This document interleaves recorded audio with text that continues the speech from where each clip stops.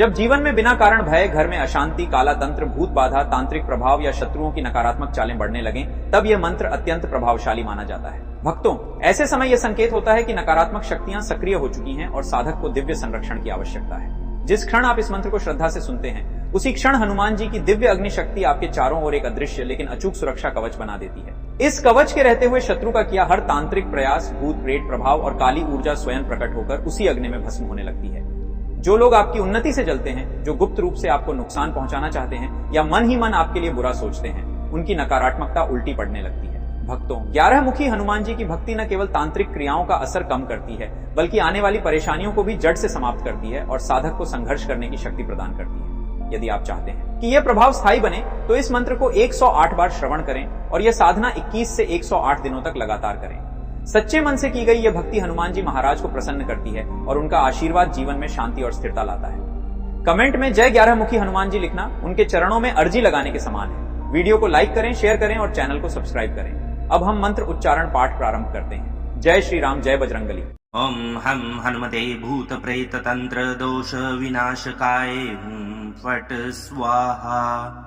ओम हम हनुमते भूत प्रेत तंत्र दोष विनाशकाय हुं फट स्वाहा। ओम हम हनुमते भूत प्रेत तंत्र दोष विनाशकाय हुं फट स्वाहा। ओम हम हनुमते भूत प्रेत तंत्र दोष विनाशकाय हुं फट स्वाहा। ओम हम हनुमते भूत प्रेत तंत्र दोष विनाशकाय हुं फट स्वाहा। ओम हम हनुमते भूत प्रेत तंत्र दोष विनाशकाय हुं फट स्वाहा। ओम हम हनुमते भूत प्रेत तंत्र दोष विनाशकाय हुं फट स्वाहा। ओम हम हनुमते भूत प्रेत तंत्र दोष विनाशकाय हुं फट स्वाहा। ओम हम हनुमते भूत प्रेत तंत्र दोष विनाशकाय हुं फट स्वाहा। ओम हम हनुमते भूत प्रेत तंत्र दोष विनाशकाय हुं फट स्वाहा। ओम हम हनुमते भूत प्रेत तंत्र दोष विनाशकाय हुं फट स्वाहा। ओम हम हनुमते भूत प्रेत तंत्र दोष विनाशकाय हुं फट स्वाहा। ओम हम हनुमते भूत प्रेत तंत्र दोष विनाशकाय हुं फट स्वाहा।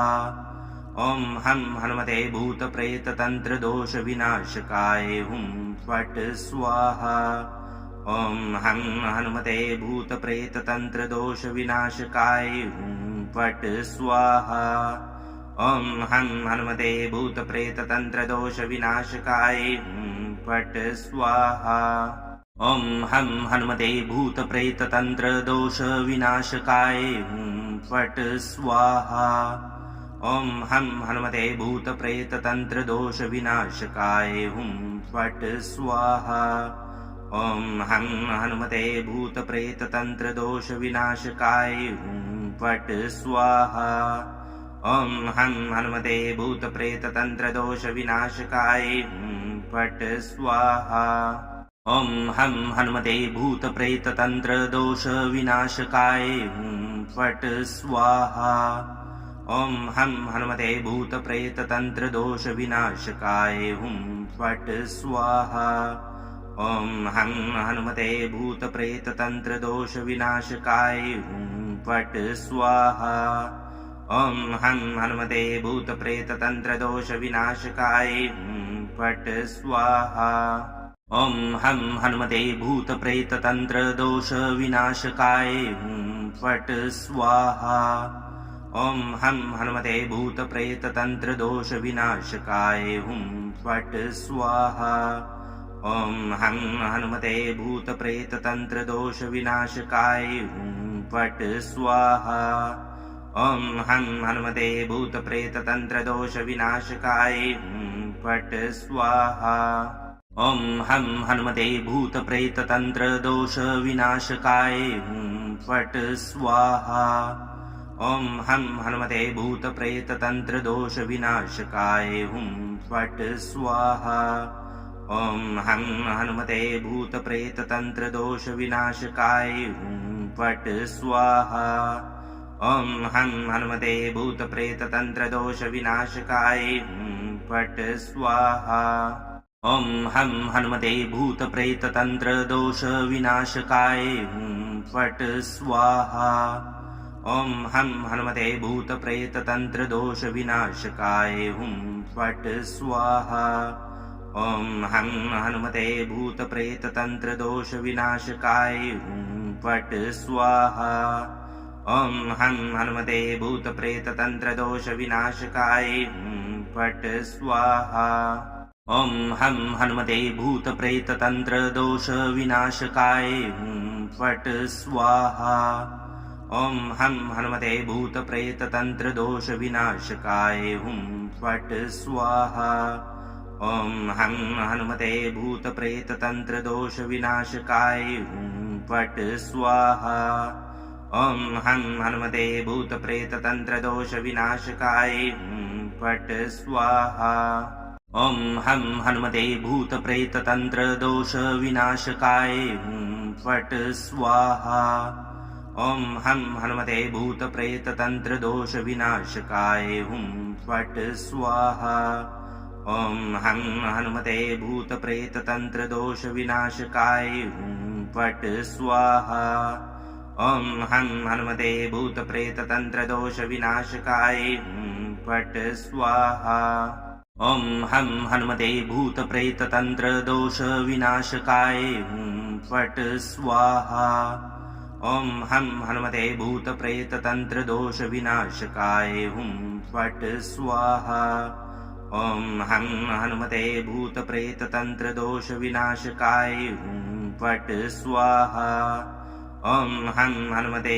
भूतप्रेततन्त्रदोषविनाशकाय फट् स्वाहा ॐ हं हनुमते भूतप्रेततन्त्रदोषविनाशकाय फट् स्वाहा ॐ हं हनुमते भूतप्रेततन्त्रदोषविनाशकाय फट् स्वाहा ॐ हं हनुमते भूतप्रेततन्त्रदोषविनाशकाय फट् स्वाहा ॐ हं हनुमते भूतप्रेततन्त्रदोषविनाशकाय फट् स्वाहा ॐ हं हनुमते भूतप्रेततन्त्रदोषविनाशकाय फट् स्वाहा ॐ हं हनुमते भूतप्रेततन्त्रदोषविनाशकाय फट् स्वाहा ॐ हं हनुमते भूतप्रेततन्त्रदोषविनाशकाय फट् स्वाहा ॐ हं हनुमते भूतप्रेततन्त्रदोषविनाशकाय फट् स्वाहा ॐ हं हनुमते भूतप्रेततन्त्रदोषविनाशकाय फट् स्वाहा ॐ हं हनुमते भूतप्रेततन्त्रदोषविनाशकाय फट् स्वाहा ॐ हं हनुमते भूतप्रेततन्त्रदोषविनाशकाय फट् स्वाहा ॐ हं हनुमते भूतप्रेततन्त्रदोषविनाशकाय फट् स्वाहा ॐ हं हनुमते भूतप्रेततन्त्रदोषविनाशकाय फट् स्वाहा ॐ हं हनुमते भूतप्रेततन्त्रदोषविनाशकाय फट् स्वाहा ॐ हं हनुमते भूतप्रेततन्त्रदोषविनाशकाय फट् स्वाहा ॐ हं हनुमते भूतप्रेततन्त्रदोषविनाशकाय फट् स्वाहा ॐ हं हनुमते भूतप्रेततन्त्रदोषविनाशकाय फट् स्वाहा ॐ हं हनुमते भूतप्रेततन्त्रदोषविनाशकाय फट् स्वाहा ॐ हं हनुमते भूतप्रेततन्त्रदोषविनाशकाय फट् स्वाहा ॐ हं हनुमते भूतप्रेततन्त्रदोषविनाशकाय फट् स्वाहा ॐ हं हनुमते भूतप्रेततन्त्रदोषविनाशकाय फट् स्वाहा ॐ हं हनुमते भूतप्रेततन्त्रदोषविनाशकाय फट् स्वाहा ॐ हं हनुमते भूतप्रेततन्त्रदोषविनाशकाय फट् स्वाहा ॐ हं हनुमते भूतप्रेततन्त्रदोषविनाशकाय फट् स्वाहा ॐ हं हनुमते भूतप्रेततन्त्रदोष विनाशकाय हुं फट् स्वाहा। ॐ हं हनुमते भूतप्रेततन्त्रदोष विनाशकाय हुं फट् स्वाहा। ॐ हं हनुमते भूतप्रेततन्त्रदोष विनाशकाय हुं फट् स्वाहा। ॐ हं हनुमते भूतप्रेततन्त्रदोष विनाशकाय हुं फट् स्वाहा। ॐ हं हनुमते भूतप्रेततन्त्रदोष विनाशकाय हुं फट् स्वाहा। ॐ हं हनुमते भूतप्रेततन्त्रदोष विनाशकाय हुं फट् स्वाहा। ॐ हं हनुमते भूतप्रेततन्त्रदोष विनाशकाय हुं फट् स्वाहा। ॐ हं हनुमते भूतप्रेततन्त्रदोष विनाशकाय हुं फट् स्वाहा। ॐ हं हनुमते भूतप्रेततन्त्रदोष विनाशकाय हुं फट् स्वाहा। ॐ हं हनुमते भूतप्रेततन्त्रदोष विनाशकाय हुं फट् स्वाहा। ॐ हं हनुमते भूतप्रेततन्त्रदोष विनाशकाय हुं फट् स्वाहा। ॐ हं हनुमते भूतप्रेततन्त्रदोष विनाशकाय हुं फट् स्वाहा। ॐ हं हनुमते भूतप्रेततन्त्रदोष विनाशकाय हुं फट् स्वाहा। ॐ हं हनुमते भूतप्रेततन्त्रदोष विनाशकाय हुं फट् स्वाहा। ॐ हं हनुमते भूतप्रेततन्त्रदोष विनाशकाय हुं फट् स्वाहा। ॐ हं हनुमते भूतप्रेततन्त्रदोष विनाशकाय हुं फट् स्वाहा। ॐ हं हनुमते भूतप्रेततन्त्रदोष विनाशकाय हुं फट् स्वाहा। ॐ हं हनुमते भूतप्रेततन्त्रदोष विनाशकाय हुं फट् स्वाहा। ॐ हं हनुमते भूतप्रेततन्त्रदोष विनाशकाय हुं फट् स्वाहा। ॐ हं हनुमते भूतप्रेततन्त्रदोष विनाशकाय हुं फट् स्वाहा। ॐ हं हनुमते भूतप्रेततन्त्रदोष विनाशकाय हुं फट् स्वाहा। ॐ हं हनुमते भूतप्रेततन्त्रदोष विनाशकाय हुं फट् स्वाहा। ॐ हं हनुमते भूतप्रेततन्त्रदोष विनाशकाय हुं फट् स्वाहा। ॐ हं हनुमते भूतप्रेततन्त्रदोष विनाशकाय हुं फट् स्वाहा। ॐ हं हनुमते भूतप्रेततन्त्रदोष विनाशकाय हुं फट् स्वाहा। ॐ हं हनुमते भूतप्रेततन्त्रदोष विनाशकाय हुं फट् स्वाहा। ॐ हं हनुमते भूतप्रेततन्त्रदोष विनाशकाय हुं फट् स्वाहा। ॐ हं हनुमते भूतप्रेततन्त्रदोष विनाशकाय हुं फट् स्वाहा। ॐ हं हनुमते भूतप्रेततन्त्रदोष विनाशकाय हुं फट् स्वाहा। ॐ हं हनुमते भूतप्रेततन्त्रदोष विनाशकाय हुं फट् स्वाहा। ॐ हं हनुमते भूतप्रेततन्त्रदोष विनाशकाय हुं फट् स्वाहा। ॐ हं हनुमते भूतप्रेततन्त्रदोष विनाशकाय हुं फट् स्वाहा। ॐ हं हनुमते भूतप्रेततन्त्रदोष विनाशकाय हुं फट् स्वाहा। ॐ हं हनुमते भूतप्रेततन्त्रदोष विनाशकाय हुं फट् स्वाहा। ॐ हं हनुमते भूतप्रेततन्त्रदोष विनाशकाय हुं फट् स्वाहा। ॐ हं हनुमते भूतप्रेततन्त्रदोष विनाशकाय हुं फट् स्वाहा। ॐ हं हनुमते भूतप्रेततन्त्रदोष विनाशकाय हुं फट् स्वाहा। ॐ हं हनुमते भूतप्रेततन्त्रदोष विनाशकाय हुं फट् स्वाहा।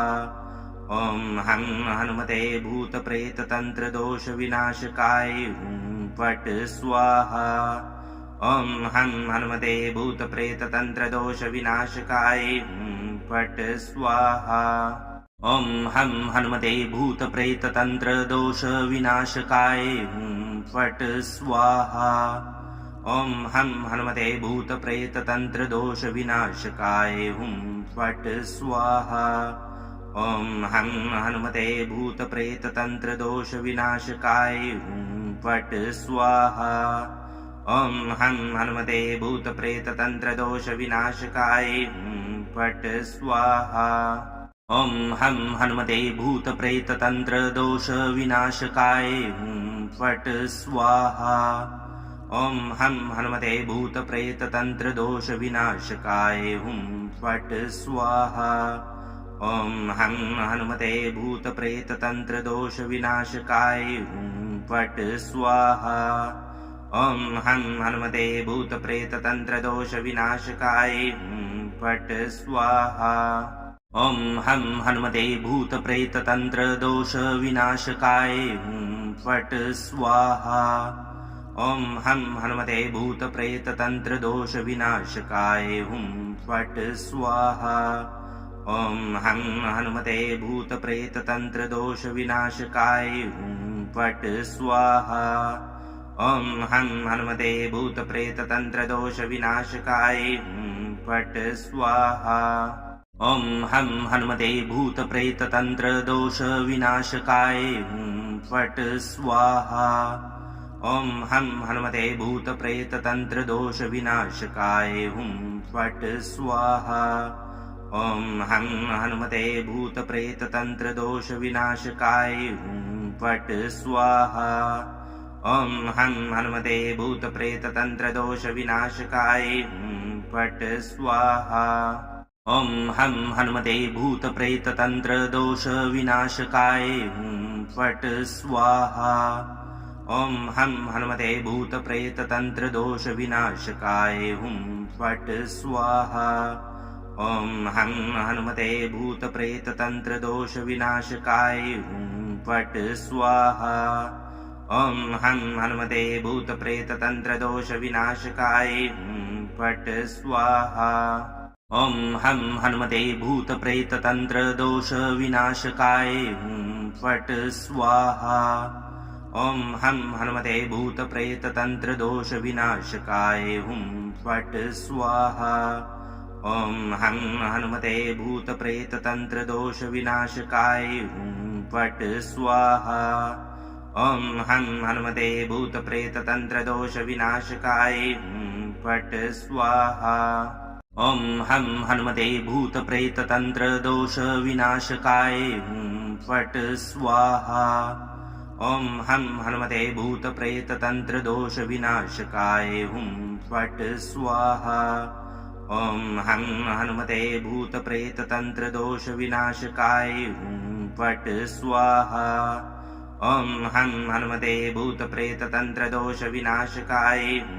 फट् स्वाहा ॐ हं हनुमते भूतप्रेततन्त्रदोषविनाशकाय हुं फट् स्वाहा ॐ हं हनुमते भूतप्रेततन्त्रदोषविनाशकाय हुं फट् स्वाहा ॐ हं हनुमते भूतप्रेततन्त्रदोषविनाशकाय हुं फट् स्वाहा ॐ हं हनुमते भूतप्रेततन्त्रदोषविनाशकाय हुं फट् स्वाहा ॐ हं हनुमते भूतप्रेततन्त्रदोषविनाशकाय हुं फट् स्वाहा ॐ हं हनुमते भूतप्रेततन्त्रदोषविनाशकाय हुं फट् स्वाहा ॐ हं हनुमते भूतप्रेततन्त्रदोषविनाशकाय हुं फट् स्वाहा ॐ हं हनुमते भूतप्रेततन्त्रदोषविनाशकाय हुं फट् स्वाहा ॐ हं हनुमते भूतप्रेततन्त्रदोषविनाशकाय हुं फट् स्वाहा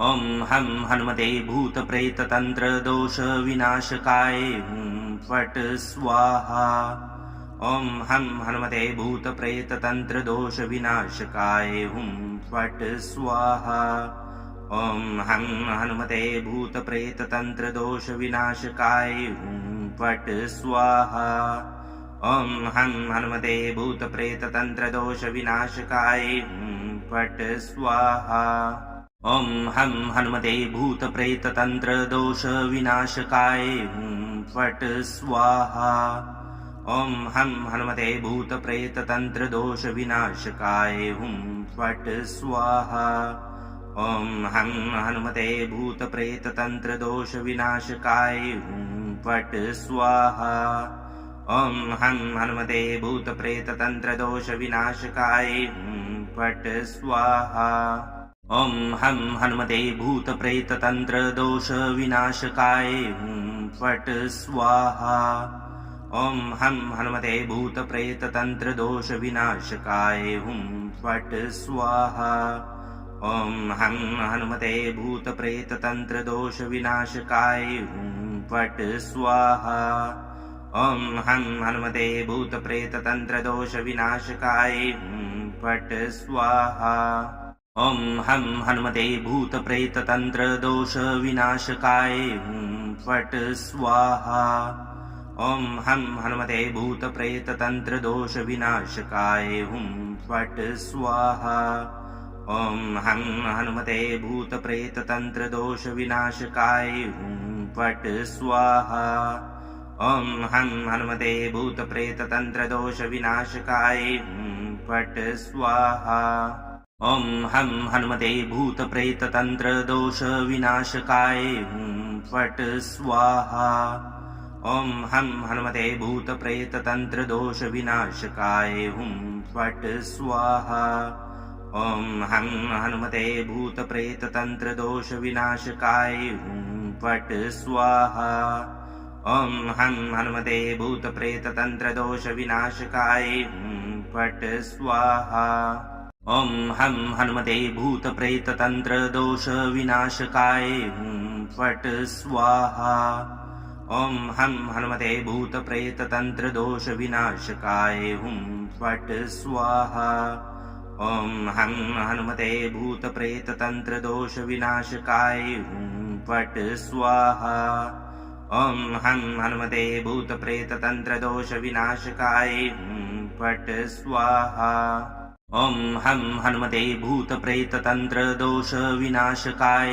हुं फट् स्वाहा ॐ हं हनुमते भूतप्रेततन्त्रदोषविनाशकाय हुं फट् स्वाहा ॐ हं हनुमते भूतप्रेततन्त्रदोषविनाशकाय हुं फट् स्वाहा ॐ हं हनुमते भूतप्रेततन्त्रदोषविनाशकाय हुं फट् स्वाहा ॐ हं हनुमते भूतप्रेततन्त्रदोषविनाशकाय हुं फट् स्वाहा ॐ हं हनुमते भूतप्रेततन्त्रदोषविनाशकाय हुं फट् स्वाहा ॐ हं हनुमते भूतप्रेततन्त्रदोषविनाशकाय हुं फट् स्वाहा ॐ हं हनुमते भूतप्रेततन्त्रदोषविनाशकाय हुं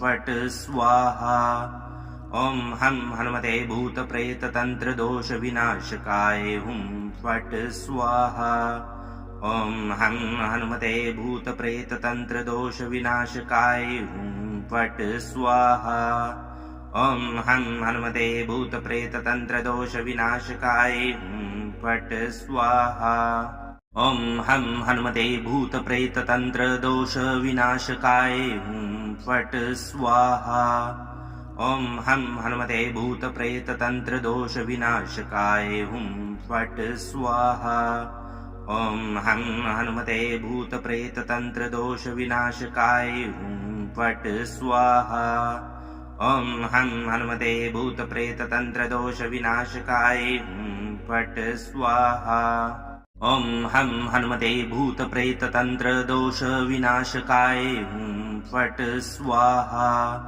ॐ हं हनुमते भूतप्रेततन्त्रदोषविनाशकाय हुं फट् स्वाहा ॐ हं हनुमते भूतप्रेततन्त्रदोषविनाशकाय हुं फट् स्वाहा ॐ हं हनुमते भूतप्रेततन्त्रदोषविनाशकाय हुं फट् स्वाहा ॐ हं हनुमते भूतप्रेततन्त्रदोषविनाशकाय हुं फट् स्वाहा ॐ हं हनुमते भूतप्रेततन्त्रदोषविनाशकाय हुं फट् स्वाहा ॐ हं हनुमते भूतप्रेततन्त्रदोषविनाशकाय हुं फट् स्वाहा ॐ हं हनुमते भूतप्रेततन्त्रदोषविनाशकाय फट् स्वाहा ॐ हं हनुमते भूतप्रेततन्त्रदोषविनाशकाय फट् स्वाहा ॐ हं हनुमते भूतप्रेततन्त्रदोषविनाशकाय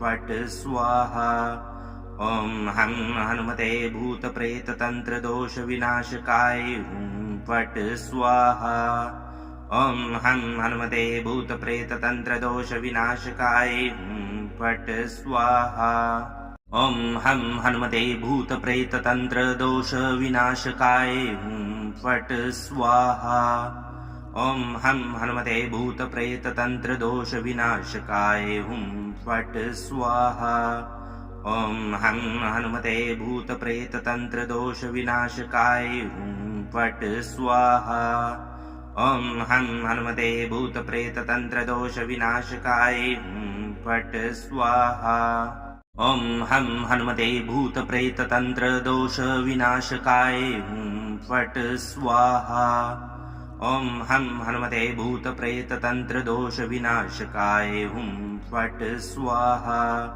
ॐ हं हनुमते भूतप्रेततन्त्रदोषविनाशकाय फट् स्वाहा ॐ हं हनुमते भूतप्रेततन्त्रदोषविनाशकाय फट् स्वाहा ॐ हं हनुमते भूतप्रेततन्त्रदोषविनाशकाय फट् स्वाहा ॐ हं हनुमते भूतप्रेततन्त्रदोषविनाशकाय फट् स्वाहा ॐ हं हनुमते भूतप्रेततन्त्रदोषविनाशकाय फट् स्वाहा ॐ हं हनुमते भूतप्रेततन्त्रदोषविनाशकाय फट् स्वाहा ॐ हं हनुमते भूतप्रेततन्त्रदोषविनाशकाय फट् स्वाहा ॐ हं हनुमते भूतप्रेततन्त्रदोषविनाशकाय फट् स्वाहा ॐ हं हनुमते भूतप्रेततन्त्रदोषविनाशकाय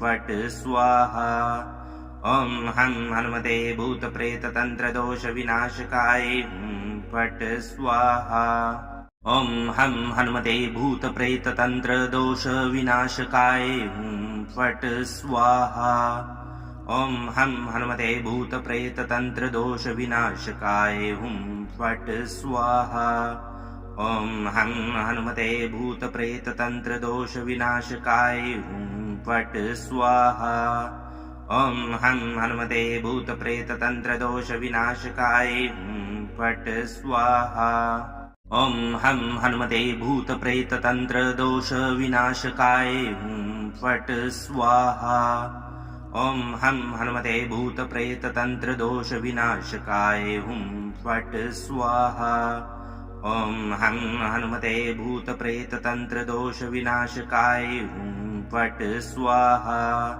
ॐ हं हनुमते भूतप्रेततन्त्रदोषविनाशकाय फट् स्वाहा ॐ हं हनुमते भूतप्रेततन्त्रदोषविनाशकाय फट् स्वाहा ॐ हं हनुमते भूतप्रेततन्त्रदोषविनाशकाय फट् स्वाहा ॐ हं हनुमते भूतप्रेततन्त्रदोषविनाशकाय फट् स्वाहा ॐ हं हनुमते भूतप्रेततन्त्रदोषविनाशकाय फट् स्वाहा ॐ हं हनुमते भूतप्रेततन्त्रदोषविनाशकाय फट् स्वाहा ॐ हं हनुमते भूतप्रेततन्त्रदोषविनाशकाय फट् स्वाहा ॐ हं हनुमते भूतप्रेततन्त्रदोषविनाशकाय फट् स्वाहा ॐ हं हनुमते भूतप्रेततन्त्रदोषविनाशकाय फट् स्वाहा ॐ हं हनुमते भूतप्रेततन्त्रदोषविनाशकाय फट् स्वाहा ॐ हं हनुमते भूतप्रेततन्त्रदोषविनाशकाय फट् स्वाहा ॐ हं हनुमते भूतप्रेततन्त्रदोषविनाशकाय फट् स्वाहा ॐ हं हनुमते भूतप्रेततन्त्रदोषविनाशकाय फट् स्वाहा ॐ हं हनुमते भूतप्रेततन्त्रदोषविनाशकाय फट् स्वाहा ॐ हं हनुमते भूतप्रेततन्त्रदोषविनाशकाय फट् स्वाहा ॐ हं हनुमते भूतप्रेततन्त्रदोषविनाशकाय फट् स्वाहा ॐ हं हनुमते भूतप्रेततन्त्रदोषविनाशकाय फट् स्वाहा ॐ हं हनुमते भूतप्रेततन्त्रदोषविनाशकाय फट् स्वाहा ॐ हं हनुमते भूतप्रेततन्त्रदोषविनाशकाय फट् स्वाहा ॐ हं हनुमते भूतप्रेततन्त्रदोषविनाशकाय फट् स्वाहा ॐ हं हनुमते भूतप्रेततन्त्रदोषविनाशकाय फट् स्वाहा ॐ हं हनुमते भूतप्रेततन्त्रदोषविनाशकाय फट् स्वाहा ॐ हं हनुमते भूतप्रेततन्त्रदोषविनाशकाय फट् स्वाहा ॐ हं हनुमते भूतप्रेततन्त्रदोषविनाशकाय फट् स्वाहा ॐ हं हनुमते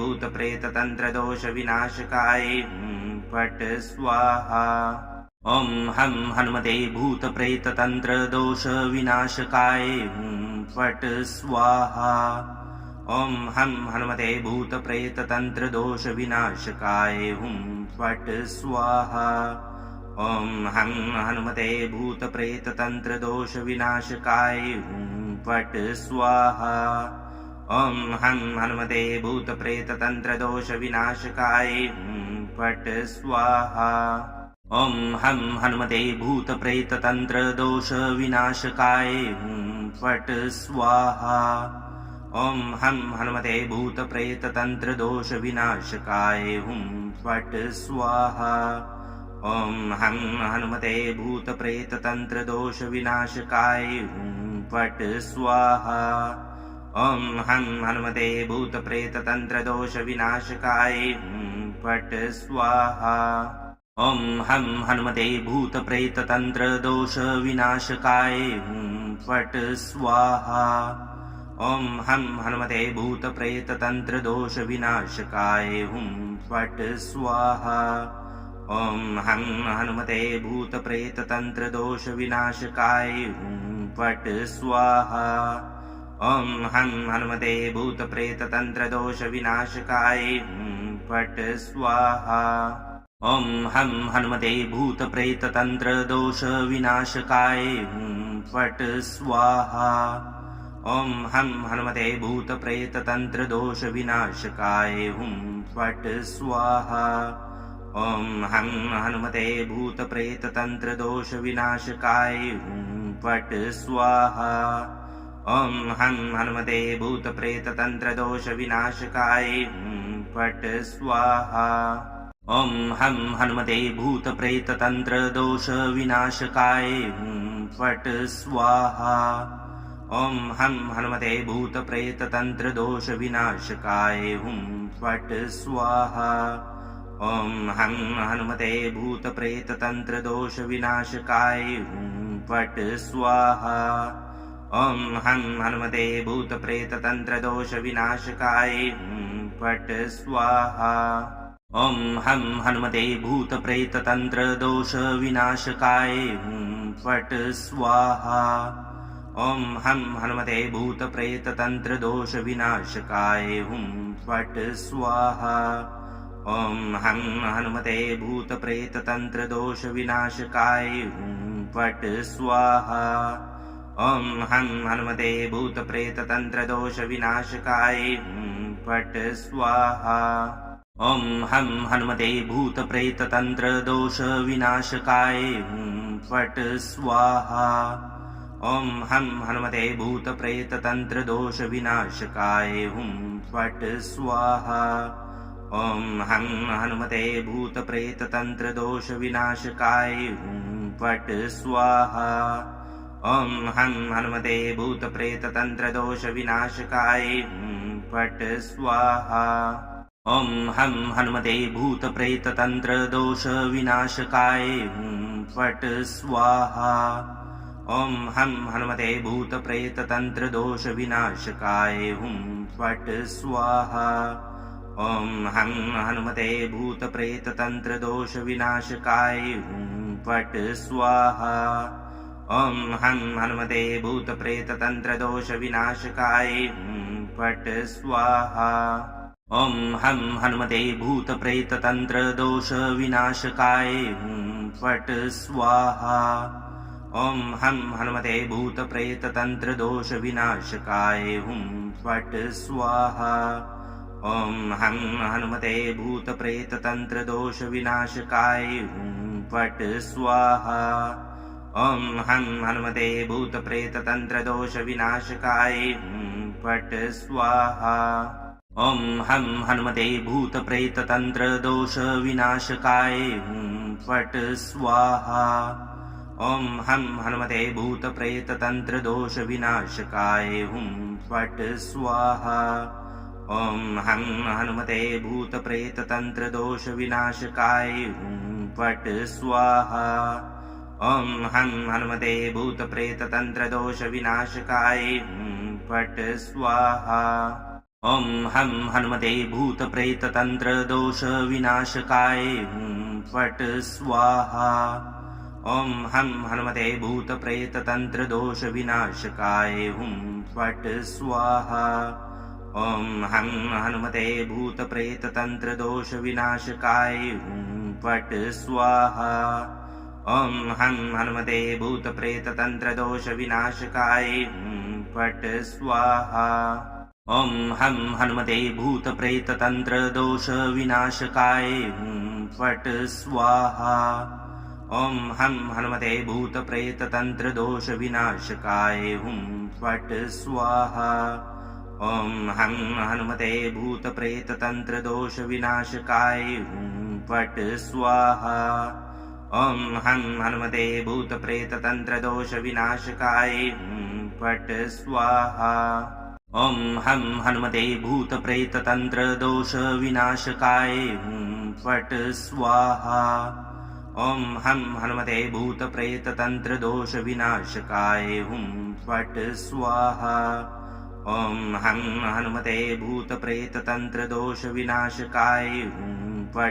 स्वाहा ॐ हं हनुमते भूतप्रेततन्त्रदोषविनाशकाय हुं फट् स्वाहा ॐ हं हनुमते भूतप्रेततन्त्रदोषविनाशकाय हुं फट् स्वाहा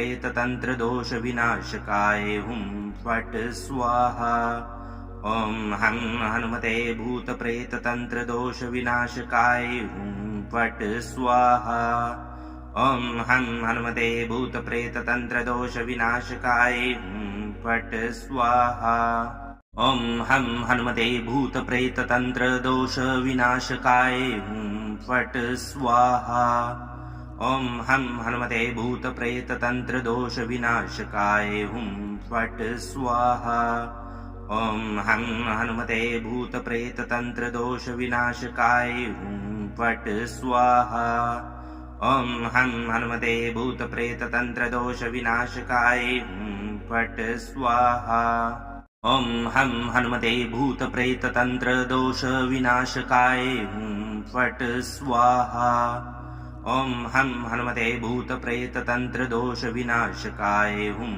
फट् स्वाहा ॐ हं हनुमते भूतप्रेततन्त्रदोषविनाशकाय हुं फट् स्वाहा ॐ हं हनुमते भूतप्रेततन्त्रदोषविनाशकाय हुं फट् स्वाहा ॐ हं हनुमते भूतप्रेततन्त्रदोषविनाशकाय हुं फट् स्वाहा ॐ हं हनुमते भूतप्रेततन्त्रदोषविनाशकाय हुं फट् स्वाहा ॐ हं हनुमते भूतप्रेततन्त्रदोषविनाशकाय हुं फट् स्वाहा ॐ हं हनुमते भूतप्रेततन्त्रदोषविनाशकाय हुं फट् स्वाहा ॐ हं हनुमते भूतप्रेततन्त्रदोषविनाशकाय हुं फट् स्वाहा ॐ हं हनुमते भूतप्रेततन्त्रदोषविनाशकाय हुं फट् स्वाहा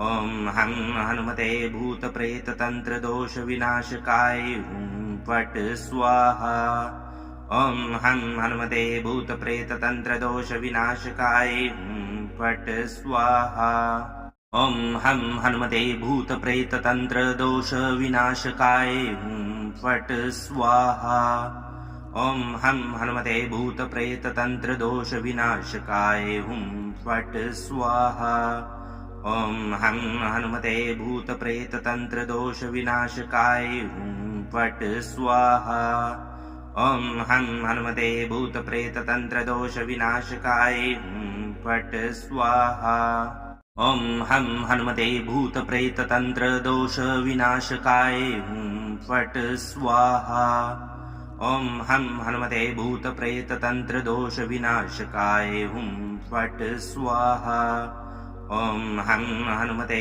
भूतप्रेततन्त्रदोषविनाशकाय हुं फट् स्वाहा ॐ हं हनुमते भूतप्रेततन्त्रदोषविनाशकाय हुं फट् स्वाहा ॐ हं हनुमते भूतप्रेततन्त्रदोषविनाशकाय हुं फट् स्वाहा ॐ हं हनुमते भूतप्रेततन्त्रदोषविनाशकाय हुं फट् स्वाहा ॐ हं हनुमते भूतप्रेततन्त्रदोषविनाशकाय हुं फट् स्वाहा ॐ हं हनुमते भूतप्रेततन्त्रदोषविनाशकाय हुं फट् स्वाहा ॐ हं हनुमते भूतप्रेततन्त्रदोषविनाशकाय हुं फट् स्वाहा ॐ हं हनुमते भूतप्रेततन्त्रदोषविनाशकाय हुं फट् स्वाहा ॐ हं हनुमते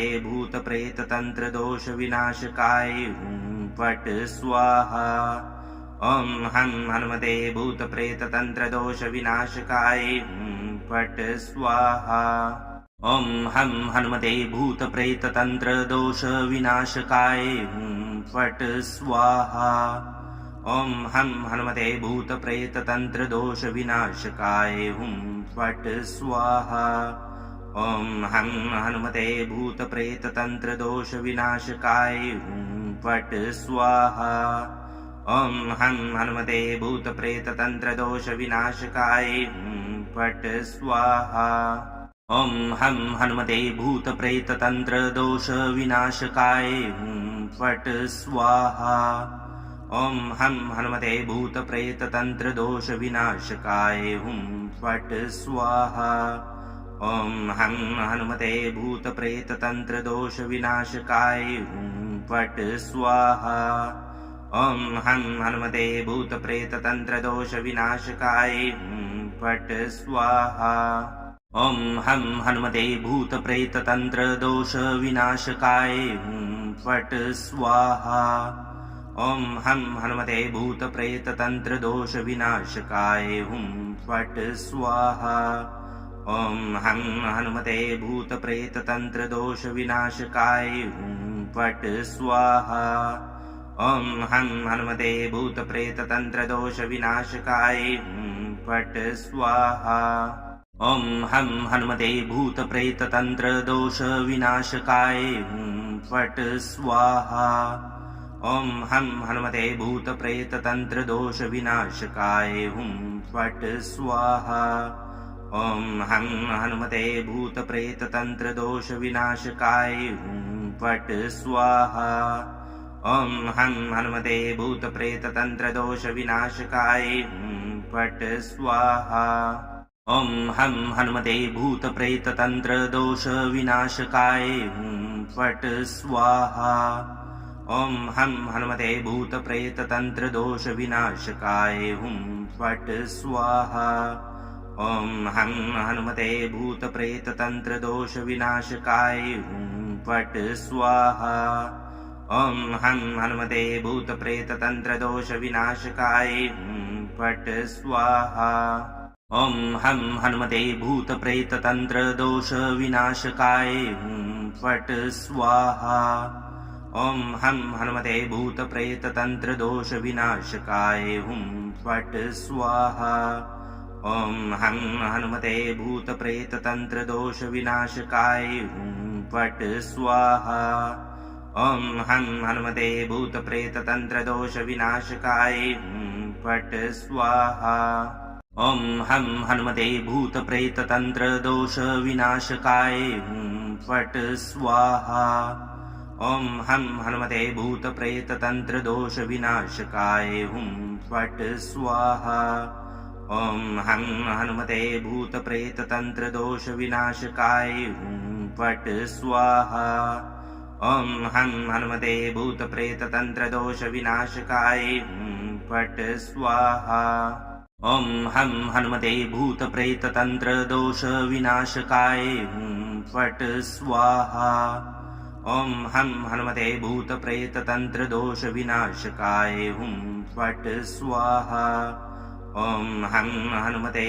भूतप्रेततन्त्रदोषविनाशकाय फट् स्वाहा ॐ हं हनुमते भूतप्रेततन्त्रदोषविनाशकाय फट् स्वाहा ॐ हं हनुमते भूतप्रेततन्त्रदोषविनाशकाय फट् स्वाहा ॐ हं हनुमते भूतप्रेततन्त्रदोषविनाशकाय फट् स्वाहा ॐ हं हनुमते भूतप्रेततन्त्रदोषविनाशकाय फट् स्वाहा ॐ हं हनुमते भूतप्रेततन्त्रदोषविनाशकाय फट् स्वाहा ॐ हं हनुमते भूतप्रेततन्त्रदोषविनाशकाय फट् स्वाहा ॐ हं हनुमते भूतप्रेततन्त्रदोषविनाशकाय फट् स्वाहा ॐ हं हनुमते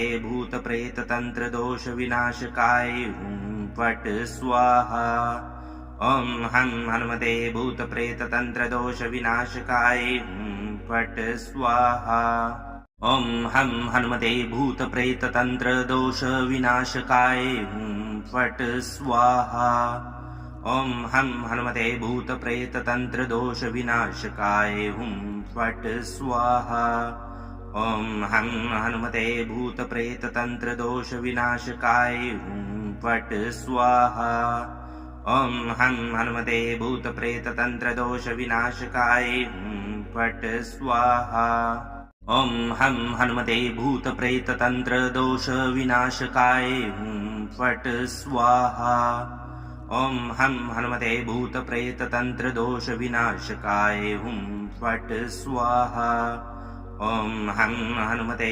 भूतप्रेततन्त्रदोषविनाशकाय फट् स्वाहा ॐ हं हनुमते भूतप्रेततन्त्रदोषविनाशकाय फट् स्वाहा ॐ हं हनुमते भूतप्रेततन्त्रदोषविनाशकाय फट् स्वाहा ॐ हं हनुमते भूतप्रेततन्त्रदोषविनाशकाय फट् स्वाहा ॐ हं हनुमते भूतप्रेततन्त्रदोषविनाशकाय फट् स्वाहा ॐ हं हनुमते भूतप्रेततन्त्रदोषविनाशकाय फट् स्वाहा ॐ हं हनुमते भूतप्रेततन्त्रदोषविनाशकाय फट् स्वाहा ॐ हं हनुमते भूतप्रेततन्त्रदोषविनाशकाय फट् स्वाहा ॐ हं हनुमते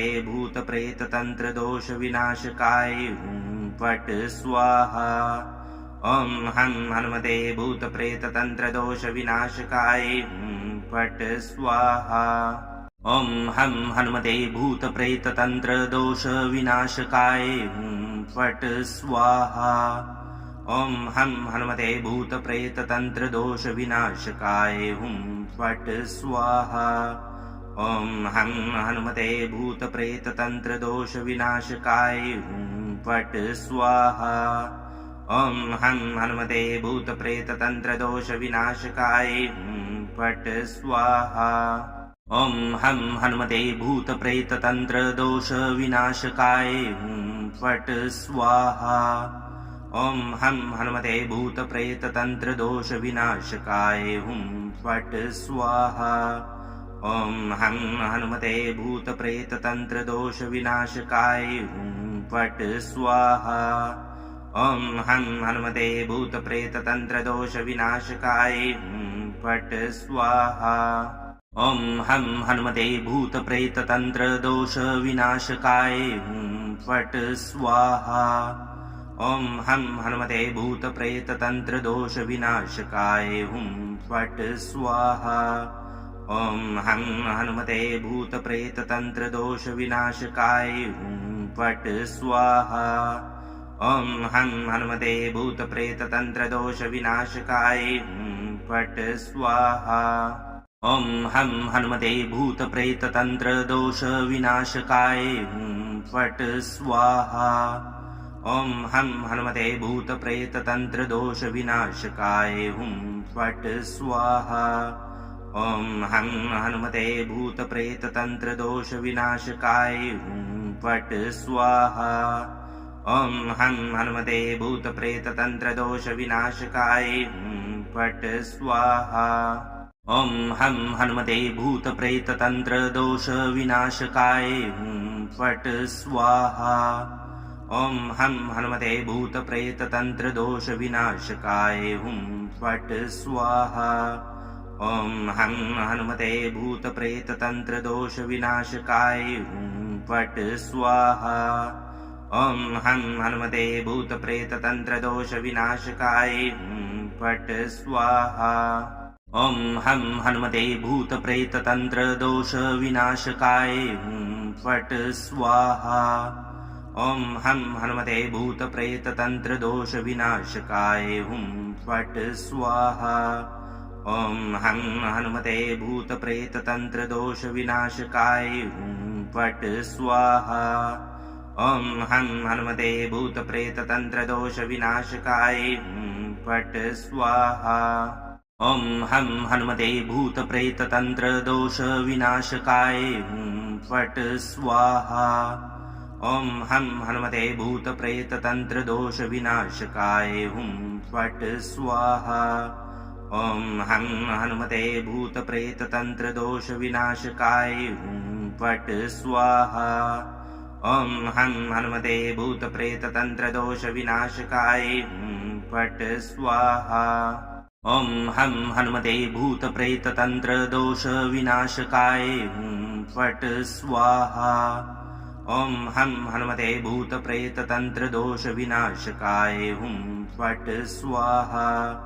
ॐ हं हनुमते भूतप्रेततन्त्रदोषविनाशकाय हुं फट् स्वाहा।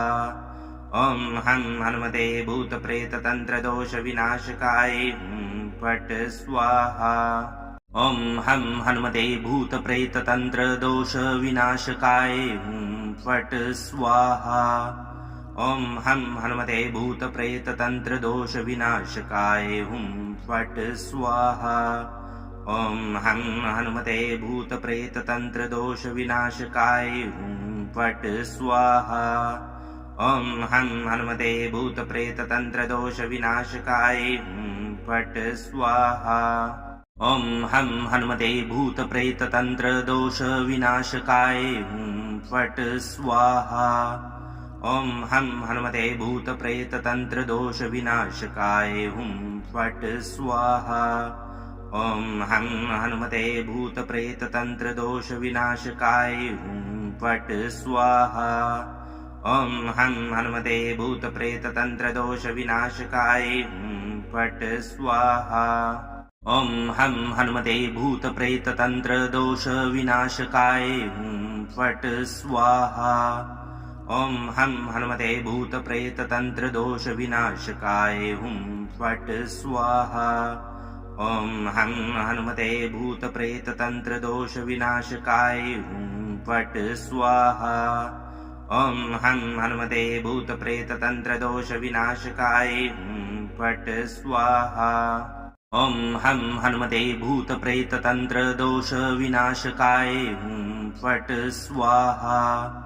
ॐ हं हनुमते भूतप्रेततन्त्रदोषविनाशकाय हुं फट् स्वाहा। ॐ हं हनुमते भूतप्रेततन्त्रदोषविनाशकाय हुं फट् स्वाहा। ॐ हं हनुमते भूतप्रेततन्त्रदोषविनाशकाय हुं फट् स्वाहा। ॐ हं हनुमते भूतप्रेततन्त्रदोषविनाशकाय हुं फट् स्वाहा। ॐ हं हनुमते भूतप्रेततन्त्रदोषविनाशकाय हुं फट् स्वाहा ॐ हं हनुमते भूतप्रेततन्त्रदोषविनाशकाय हुं फट् स्वाहा ॐ हं हनुमते भूतप्रेततन्त्रदोषविनाशकाय हुं फट् स्वाहा ॐ हं हनुमते भूतप्रेततन्त्रदोषविनाशकाय हुं फट् स्वाहा ॐ हं हनुमते भूतप्रेततन्त्रदोषविनाशकाय हुं फट् स्वाहा ॐ हं हनुमते भूतप्रेततन्त्रदोषविनाशकाय हुं फट् स्वाहा ॐ हं हनुमते भूतप्रेततन्त्रदोषविनाशकाय हुं फट् स्वाहा ॐ हं हनुमते भूतप्रेततन्त्रदोषविनाशकाय हुं फट् स्वाहा ॐ हं हनुमते भूतप्रेततन्त्रदोषविनाशकाय हुं फट् स्वाहा ॐ हं हनुमते भूतप्रेततन्त्रदोषविनाशकाय हुं फट् स्वाहा ॐ हं हनुमते भूतप्रेततन्त्रदोषविनाशकाय हुं फट् स्वाहा ॐ हं हनुमते भूतप्रेततन्त्रदोषविनाशकाय हुं फट् स्वाहा ॐ हं हनुमते भूतप्रेततन्त्रदोषविनाशकाय हुं फट् स्वाहा ॐ हं हनुमते भूतप्रेततन्त्रदोषविनाशकाय हुं फट् स्वाहा ॐ हं हनुमते भूतप्रेततन्त्रदोषविनाशकाय हुं फट् स्वाहा ॐ हं हनुमते भूतप्रेततन्त्रदोषविनाशकाय हुं फट् स्वाहा ॐ हं हनुमते भूतप्रेततन्त्रदोषविनाशकाय हुं फट् स्वाहा ॐ हं हनुमते भूतप्रेततन्त्रदोषविनाशकाय हुं फट् स्वाहा ॐ हं हनुमते भूतप्रेततन्त्रदोषविनाशकाय हुं फट् स्वाहा ॐ हं हनुमते भूतप्रेततन्त्रदोषविनाशकाय हुं फट् स्वाहा ॐ हं हनुमते भूतप्रेततन्त्रदोषविनाशकाय हुं फट् स्वाहा ॐ हं हनुमते भूतप्रेततन्त्रदोषविनाशकाय हुं फट् स्वाहा ॐ हं हनुमते भूतप्रेततन्त्रदोषविनाशकाय हुं फट् स्वाहा ॐ हं हनुमते भूतप्रेततन्त्रदोषविनाशकाय हुं फट् स्वाहा ॐ हं हनुमते भूतप्रेततन्त्रदोषविनाशकाय हुं फट् स्वाहा ॐ हं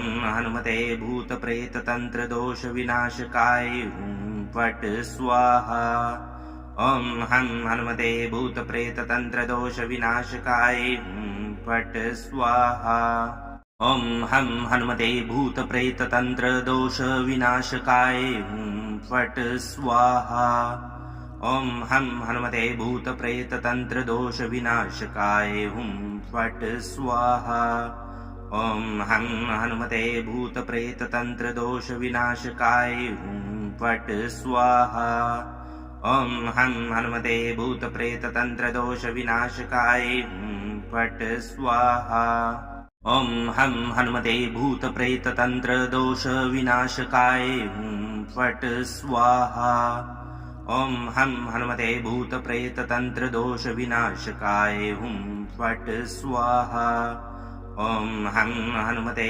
भूतप्रेततन्त्रदोषविनाशकाय हुं फट् स्वाहा ॐ हं हनुमते भूतप्रेततन्त्रदोषविनाशकाय हुं फट् स्वाहा ॐ हं हनुमते भूतप्रेततन्त्रदोषविनाशकाय हुं फट् स्वाहा ॐ हं हनुमते भूतप्रेततन्त्रदोषविनाशकाय हुं फट् स्वाहा ॐ हं हनुमते भूतप्रेततन्त्रदोषविनाशकाय हुं फट् स्वाहा ॐ हं हनुमते भूतप्रेततन्त्रदोषविनाशकाय हुं फट् स्वाहा ॐ हं हनुमते भूतप्रेततन्त्रदोषविनाशकाय हुं फट् स्वाहा ॐ हं हनुमते भूतप्रेततन्त्रदोषविनाशकाय हुं फट् स्वाहा ॐ हं हनुमते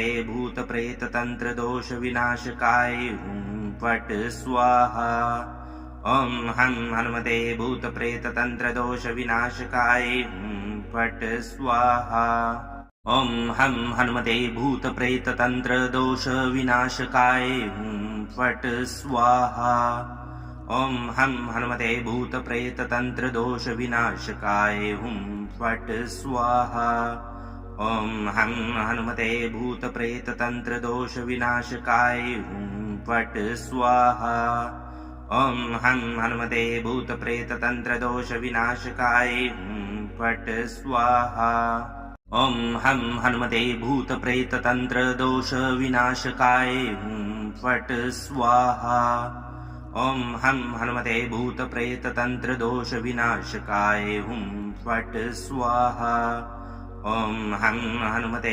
भूतप्रेततन्त्रदोषविनाशकाय हुं फट् स्वाहा ॐ हं हनुमते भूतप्रेततन्त्रदोषविनाशकाय हुं फट् स्वाहा ॐ हं हनुमते भूतप्रेततन्त्रदोषविनाशकाय हुं फट् स्वाहा ॐ हं हनुमते भूतप्रेततन्त्रदोषविनाशकाय हुं फट् स्वाहा ॐ हं हनुमते भूतप्रेततन्त्रदोषविनाशकाय हुं फट् स्वाहा ॐ हं हनुमते भूतप्रेततन्त्रदोषविनाशकाय हुं फट् स्वाहा ॐ हं हनुमते भूतप्रेततन्त्रदोषविनाशकाय हुं फट् स्वाहा ॐ हं हनुमते भूतप्रेततन्त्रदोषविनाशकाय हुं फट् स्वाहा ॐ हं हनुमते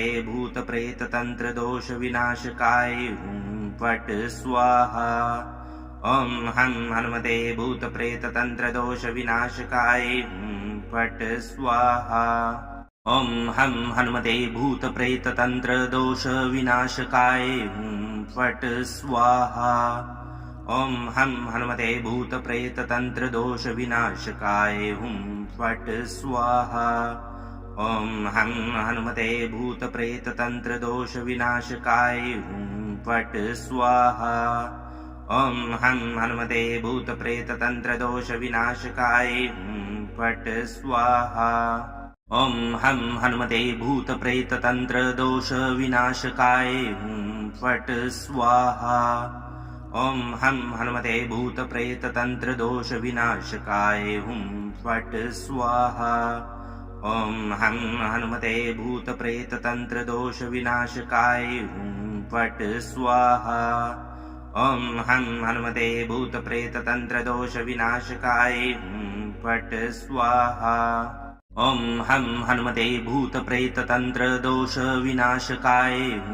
फट् स्वाहा ॐ हं हनुमते भूतप्रेततन्त्रदोषविनाशकाय हुं फट् स्वाहा ॐ हं हनुमते भूतप्रेततन्त्रदोषविनाशकाय हुं फट् स्वाहा ॐ हं हनुमते भूतप्रेततन्त्रदोषविनाशकाय हुं फट् स्वाहा ॐ हं हनुमते भूतप्रेततन्त्रदोषविनाशकाय हुं फट् स्वाहा ॐ हं हनुमते भूतप्रेततन्त्रदोषविनाशकाय हुं फट् स्वाहा ॐ हं हनुमते भूतप्रेततन्त्रदोषविनाशकाय हुं फट् स्वाहा ॐ हं हनुमते भूतप्रेततन्त्रदोषविनाशकाय हुं फट् स्वाहा ॐ हं हनुमते भूतप्रेततन्त्रदोषविनाशकाय हुं फट् स्वाहा ॐ हं हनुमते भूतप्रेततन्त्रदोषविनाशकाय हुं फट् स्वाहा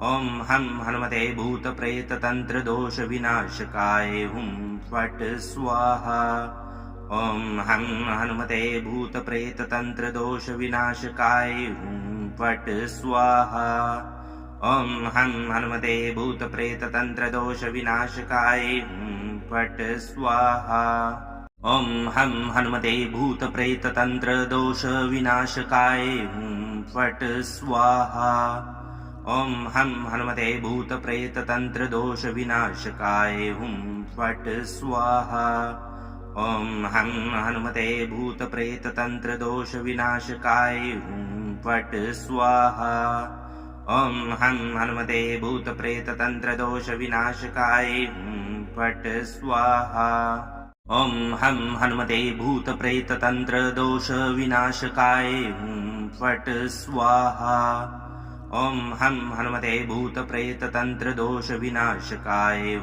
फट् स्वाहा ॐ हं हनुमते भूतप्रेततन्त्रदोषविनाशकाय फट् स्वाहा ॐ हं हनुमते भूतप्रेततन्त्रदोषविनाशकाय फट् स्वाहा ॐ हं हनुमते भूतप्रेततन्त्रदोषविनाशकाय फट् स्वाहा ॐ हं हनुमते भूतप्रेततन्त्रदोषविनाशकाय फट् स्वाहा ॐ हं हनुमते भूतप्रेततन्त्रदोषविनाशकाय फट् स्वाहा ॐ हं हनुमते भूतप्रेततन्त्रदोषविनाशकाय फट् स्वाहा ॐ हं हनुमते भूतप्रेततन्त्रदोषविनाशकाय फट् स्वाहा ॐ हं हनुमते भूतप्रेततन्त्रदोषविनाशकाय फट् स्वाहा ॐ हं हनुमते भूतप्रेततन्त्रदोषविनाशकाय फट् स्वाहा ॐ हं हनुमते भूतप्रेततन्त्रदोषविनाशकाय फट् स्वाहा ॐ हं हनुमते भूतप्रेततन्त्रदोषविनाशकाय फट् स्वाहा ॐ हं हनुमते भूतप्रेततन्त्रदोषविनाशकाय फट् स्वाहा ॐ हं हनुमते भूतप्रेततन्त्रदोषविनाशकाय फट् स्वाहा ॐ हं हनुमते भूतप्रेततन्त्रदोषविनाशकाय फट् स्वाहा ॐ हं हनुमते भूतप्रेततन्त्रदोषविनाशकाय फट् स्वाहा ॐ हं हनुमते भूतप्रेततन्त्रदोषविनाशकाय फट् स्वाहा ॐ हं हनुमते भूतप्रेततन्त्रदोषविनाशकाय फट् स्वाहा ॐ हं हनुमते भूतप्रेततन्त्रदोषविनाशकाय फट् स्वाहा। इस मंत्र के श्रवण से शत्रु की नकारात्मक चालें उसी पर लौट जाती हैं और साधक के चारों ओर शक्तिशाली रक्षा कवच बनता है। यदि आप शत्रु बाधा, भय, तंत्र, मंत्र या नकारात्मक ऊर्जा से परेशान हैं, तो इस मंत्र को श्रद्धा से सुने और हनुमान जी की कृपा प्राप्त करें। कमेंट करें, लाइक करें, बाधा निवारण चैनल को सब्सक्राइब करें और प्रतिदिन मंत्र उच्चारण पाठ करें और जीवन में आने वाली समस्याओं का अंत करने के लिए हनुमान जी महाराज से आशीर्वाद प्राप्त करें। जय श्री राम, जय बजरंग बली।